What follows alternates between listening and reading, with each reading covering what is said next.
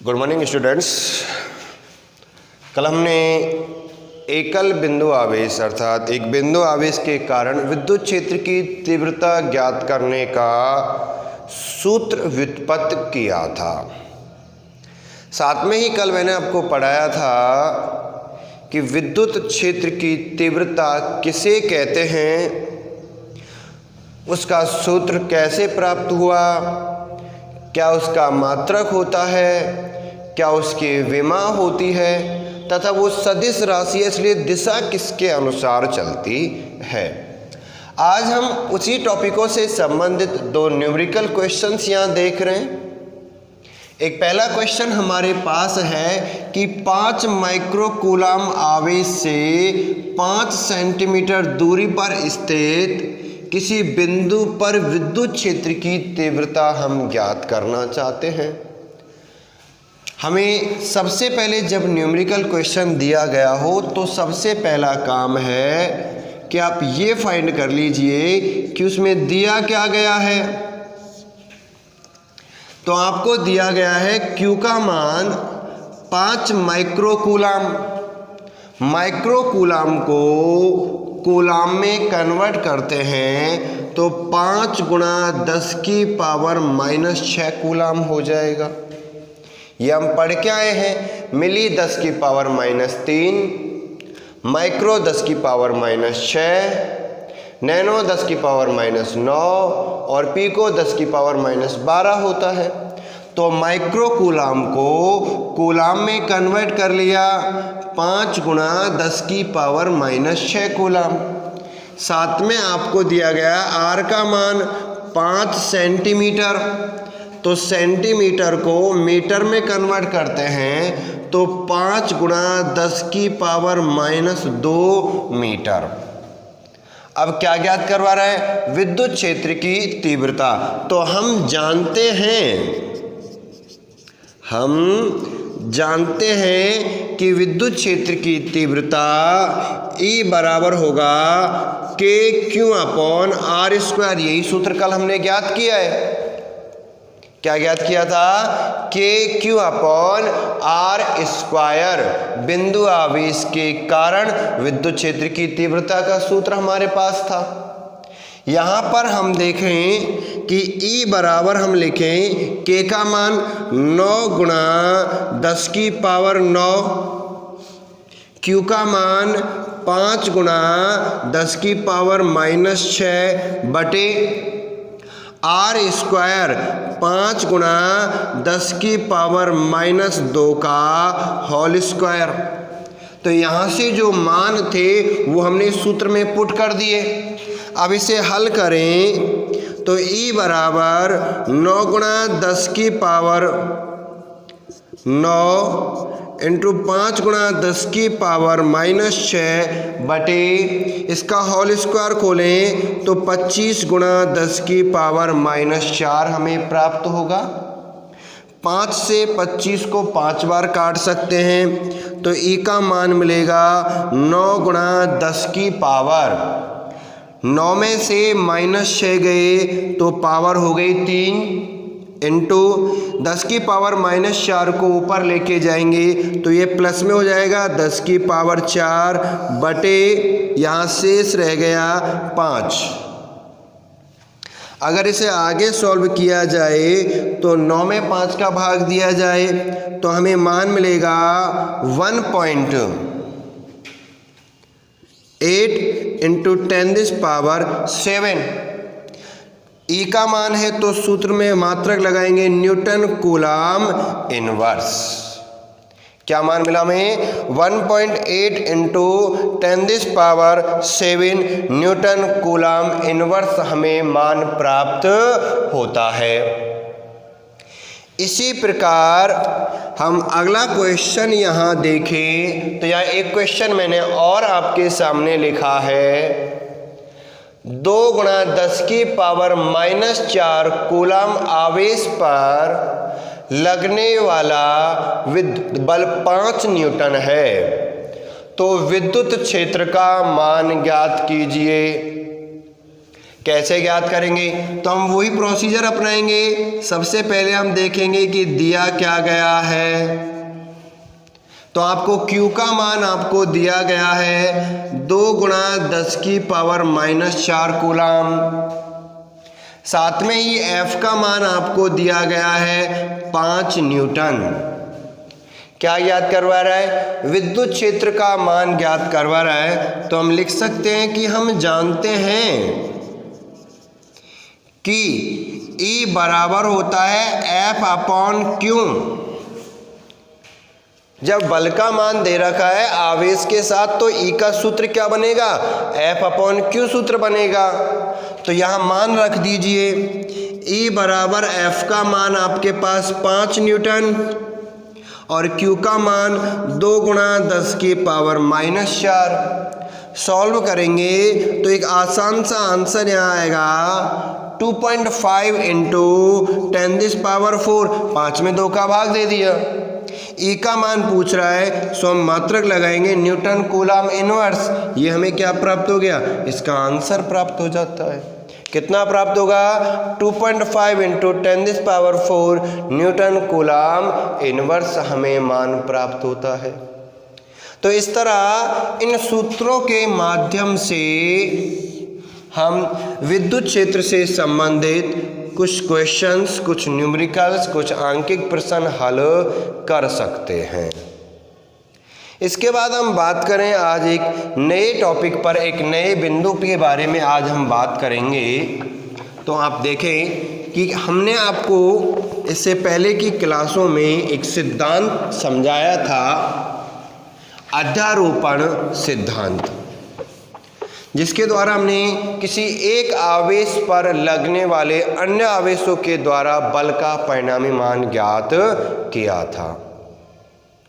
इसी प्रकार आज हम ज्ञात करना चाहते हैं 2 से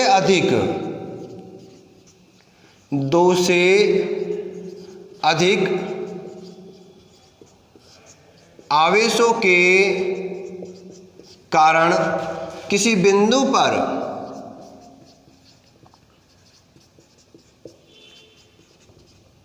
उत्पन्न विद्युत क्षेत्र की तीव्रता, विद्युत क्षेत्र की तीव्रता हम ज्ञात करना चाहते हैं। क्या ज्ञात करना चाहते हैं स्टूडेंट्स? 2 से अधिक आवेशों के कारण किसी बिंदु पर उत्पन्न विद्युत क्षेत्र की तीव्रता हम ज्ञात करना चाहते हैं। अब मान के चलो, माना कि Q1, Q2, Q3, Qn आवेशों का समूह है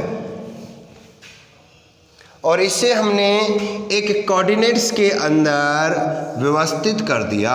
यहाँ पर y अक्ष हो गया, ये x अक्ष हो गया, मूल बिंदु O हो गया। तो यहाँ से R1 दूरी पर Q1 आवेश है। कितने डिस्टेंस पर है? R1 दूरी पर है। यहाँ से R2 दूरी पर Q2 आवेश है। R3 दूरी पर Q3 आवेश है। इसी तरह Rn दूरी पर Qn आवेश उपस्थित है। इस आवेश के समूह के कारण मूल बिंदु से R दूरी पर स्थित या R0 दूरी पर स्थित Q0 आवेश अर्थात बिंदु P पर हम परिणामी विद्युत क्षेत्र का मान ज्ञात करना चाहते हैं। किस पर? बिंदु P जिस पर परीक्षण आवेश Q0 स्थित है, जो कि मूल बिंदु से R0 दूरी पर स्थित है। इस पर हम परिणामी विद्युत क्षेत्र का मान ज्ञात करना चाहते हैं। तो हमें ज्ञात होना चाहिए Q0 के सापेक्ष Q1, Q2, Q3 और Qn का स्थिति रूप। इनके सापेक्ष इनका स्थिति सदिश हमें पता होना चाहिए। तो Q1 के सापेक्ष इसका स्थिति सदिश हो गया R01 जहाँ विद्युत क्षेत्र पैदा होगा E1। इसी तरह यहाँ से हो गया R02 3 के कारण हो गया R03 और N के कारण हो गया EN विद्युत क्षेत्र और R0N हमें क्या प्राप्त हो जाता है, स्थिति सदिश प्राप्त होता है। तो यही बात हम यहाँ लिखें कि माना Q1 Q2 Q3 dot dot Qn आवेशों का समूह है जिनकी मूल बिंदु O से दूरी क्रमशः R1 R2 R3 dot dot Rn है, जिनके कारण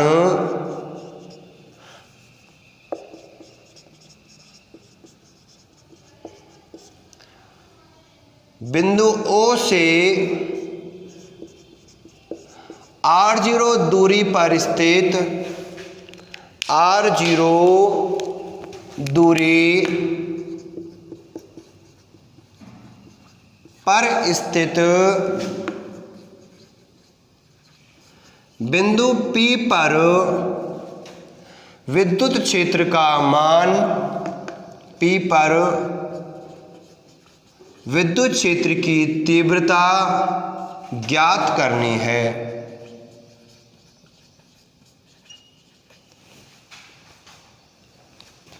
इसलिए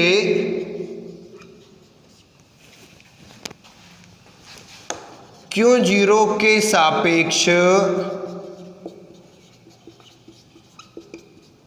आवेशों का स्थिति सदिश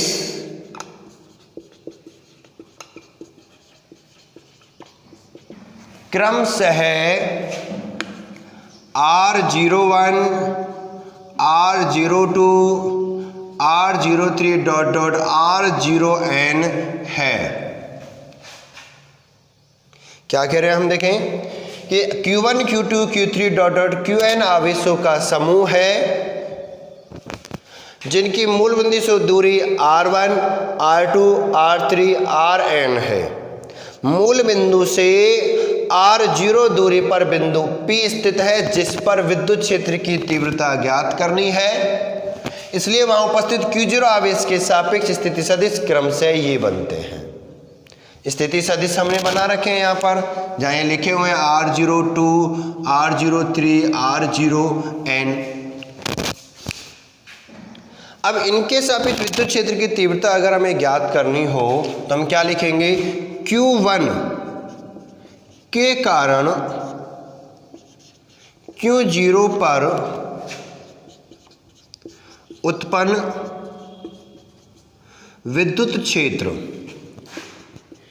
E1 बराबर KQ1 अपॉन R01 का स्क्वायर R01 का कैप। ये सूत्र हमने कल ही बनाया, KQ upon R square. Vector format है इसलिए हमने क्या लगा दिया, R0 कैप लगा दिया। जहां हम लिख सकते हैं, जहां R01 कैप Q1 के कारण Q0 पर उत्पन्न विद्युत क्षेत्र की दिशा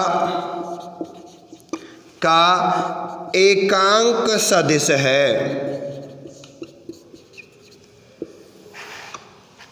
कैसा सदिश है, एकांक सदिश है। कौन, R01 cap, equation number first.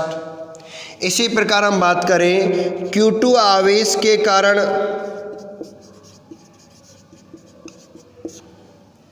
Q0 पर उत्पन्न विद्युत क्षेत्र E2 बराबर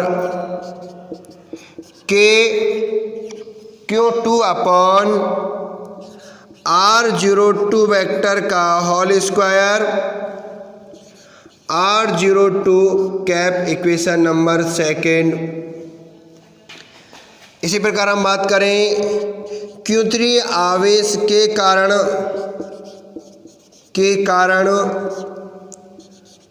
Q0 पर उत्पन्न विद्युत क्षेत्र क्या मिलेगा? E3 वेक्टर बराबर KQ3 अपॉन R03 का स्क्वायर R03 का कैप, इक्वेशन नंबर 3। इसी प्रकार हम बात करें Qn आवेश के कारण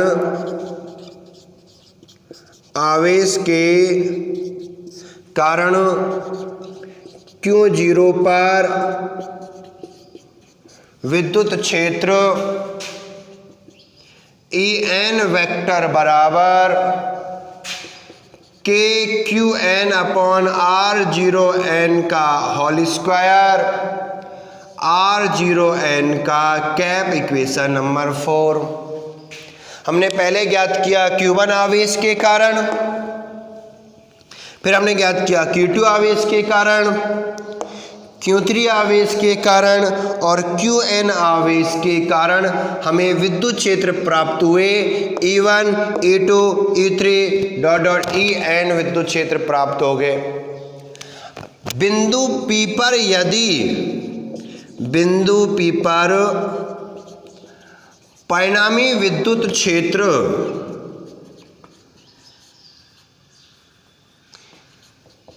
ज्ञात करने के लिए, इससे पहले एक टॉपिक में आपको मैं बता चुका था कि जब परिणामी विद्युत क्षेत्र ज्ञात करने हो, परिणामी विद्युत बल ज्ञात करना हो, परिणामी विद्युत विभव ज्ञात करने हो, तो हम काम में लेते हैं अध्यारोपण सिद्धांत। अध्यारोपण सिद्धांत से, और अध्यारोपण सिद्धांत होता है सभी आवेशों के द्वारा Q1, Q2, Q3, Qn आवेशों के द्वारा किसी एक बिंदु पर, किसी एक आवेश पर उत्पन्न विद्युत बल या उत्पन्न विद्युत क्षेत्र या उत्पन्न विद्युत विभवों के सदिश योग के बराबर होता है। अगर विद्युत क्षेत्र ज्ञात कर रहे हो तो इन सभी आवेशों के द्वारा बिंदु P पर जो विद्युत क्षेत्र पैदा हुए हैं, जो यहाँ लिखे हुए हैं E1, E2, E3, En, इन सबके सदिश योग के बराबर होगा। अर्थात हम लिख सकते हैं E बराबर E1 plus E2 plus E3 dot dot plus En, इसे कह दिया इक्वेशन नंबर 5। अब समीकरण 5 में 1, 2, 3 व 4 से मान रखने पर क्या आएगा? देखो E वेक्टर बराबर E1, समीकरण 1 में इसका मान लिखा हुआ है, क्या लिखेंगे? KQ1 अपॉन R01 का स्क्वायर R01 का कैप, ये लिख लिया, प्लस E2 का मान इक्वेशन नंबर 2 में KQ2 अपॉन R02 का square R02 cap, plus E3 का मान इक्वेशन नंबर 3 से KQ3 अपॉन R03 का square R03 cap plus dot dot En का मान इक्वेशन नंबर 4 से लिखें KQn अपॉन R0n का स्क्वायर R0n का कैप। इस पूरे मान में जो हमने यहाँ चारों समीकरणों से 5वें जो मान रखा है उनमें K सब में कॉमन है, तो K को बाहर निकाल दो। बचा क्या, यहाँ से रह गया Q1 अपॉन R01 का स्क्वायर R01 कैप, यहाँ से रह गया Q2 अपॉन R02 का स्क्वायर R02 कैप, प्लस यहाँ से मान रह गया Q3 अपॉन R03 का square R03 cap dot dot plus Qn बराबटे R0n का स्क्वायर R0n कैप, ब्रैकेट बंद। अब इतनी सारी वैल्यूज को जोड़ना तो पॉसिबल नहीं होता। n का मतलब यहाँ 10 हो सकती हैं, 20 हो सकती हैं, 30 हो सकती हैं, 40 हो सकती हैं, 100 हो सकती हैं, क्योंकि n का मान तो 1 से लेके अनंत तक होता है। इसलिए हम यहाँ एक मैथमेटिकल फंक्शन यहाँ यूज करते हैं कि यहाँ हमने एक फंक्शन यूज कर दिया सिग्मा, इसे कहा जाता है सिग्मा। सिग्मा का मतलब होता है योग करना, जोड़ना। किनको जोड़ रहे हो, n संख्याओं को जोड़ रहे हो। कहाँ से, इंटीजर नंबर ऑफ i बराबर 1 से इंटीजर नंबर माइनस अनंत से प्लस अनंत तक होती हैं। हमें पॉजिटिव अवस्था में धनात्मक रूप से 1 से ये मान लेना है, i का मान 1 से शुरू करना है।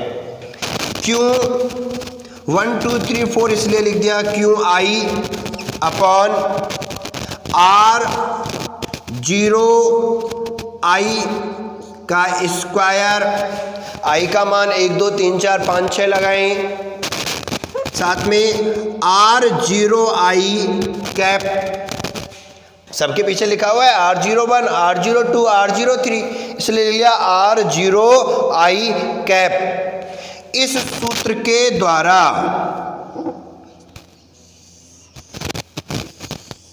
जो लास्ट में हमने लिखा है E बराबर K सिग्मा n, I बराबर 1 क्यों आई R0i का स्क्वायर I0i कैप, इस सूत्र के माध्यम से आवेशों के समूह के कारण उत्पन्न विद्युत क्षेत्र की तीव्रता का परिणामी मान ज्ञात किया जा सकता है।